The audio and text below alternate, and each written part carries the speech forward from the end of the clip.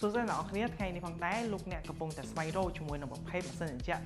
ចល័តដែលងាយស្រួលក្នុងការប្រើប្រាស់ហើយនឹងងាយស្រួលនៅក្នុងការដំឡើងថ្ងៃនេះផងដែរខ្ញុំនឹងធ្វើការបើកប្រអប់ជាមួយនឹងម៉ាស៊ីនត្រជាក់ចល័ត Media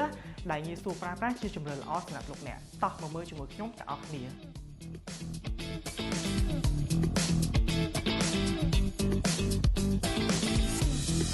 នៅក្នុងប្រអប់នេះមានគ្រឿងបន្លាស់ទាំងអស់ដែលអាចជួយឲ្យអ្នកប្រើប្រាស់បានងាយស្រួលរួមមានតេឡេបញ្ជាសៀវភៅណែនាំនិងឧបករណ៍ភ្ជាប់ដែលត្រៀមរួចសម្រាប់ការដំឡើង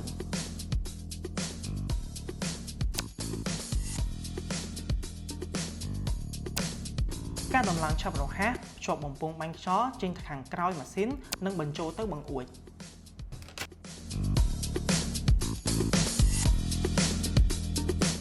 ម៉ាស៊ីនត្រជាក់ចល័តមានអត្ថប្រយោជន៍ច្រើនណាស់ងាយស្រួលផ្លាស់ទី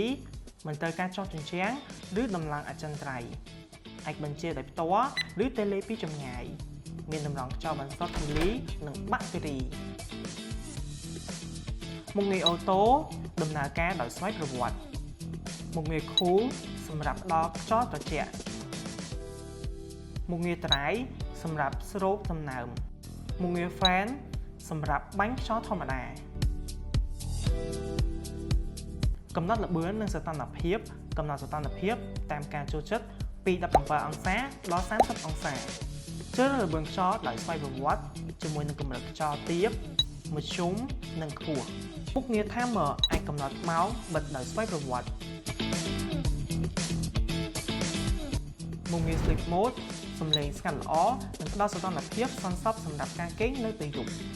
ងាយស្រួលក្នុងការថែទាំលាងតម្រង់រៀងរាល់2សប្តាហ៍ដើម្បីរក្សាការបាញ់ខ្យល់ឲ្យមានប្រសិទ្ធភាពបើអ្នកកំពុងស្វែងរកម៉ាស៊ីនត្រជាក់ចល័តដែលងាយស្រួលប្រើប្រាស់តម្លៃសមរម្យនិងសន្សំសម្រាប់ជីវិតប្រចាំថ្ងៃនេះជាជម្រើសមិនគួររំលងទេ